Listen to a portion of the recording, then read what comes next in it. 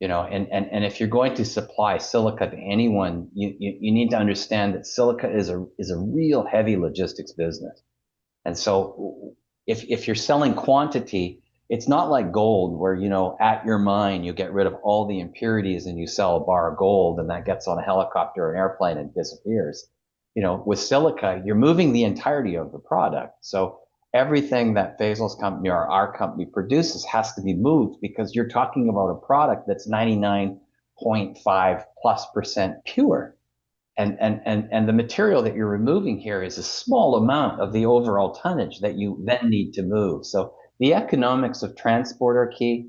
The economics of purity are key. So everyone talks about high purity silica, but they never say why. And the reason is the highest quality going in creates the fastest highest quality going out. And so from that, because you're removing impurities in this process.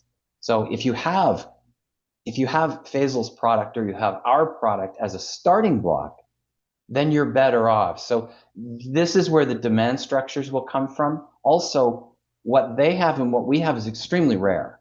The most used commodity in the world next to water on an annual basis is silica. It's silica sand.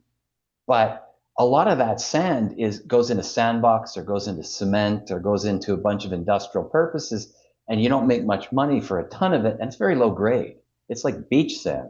And so from that perspective, what they have and we have is extremely rare, extremely rare. So if you can find that type of resource and you can find it close to a large domestic marketplace, like they have the United States, we can ship easily to this eastern coast and Gulf Coast of the US if we wish to, or Europe, etc. These are the parameters that we have to look at, because politics lasts for this long, economics lasts forever, right? And so everything that we do is based on an economic model. We've been approached by entities out of Asia. We've been approached by Korea, Japan, China, Taiwan, etc., players out of Europe, all interested in, hey, when you get your processing in and you've got your high purity product, we're very interested in integrating and testing that and integrating into our more developed products. And there's a variety of use cases for that high quality product. But that basic logistics is really important. And then having domestic industry close by to validate the capex of your business opportunity is really important as well. Because what they have and what we have is something that's so pure that it's really close to really high-end final products. So the shift, the margin shift from selling raw material to selling something that's more advanced is massive.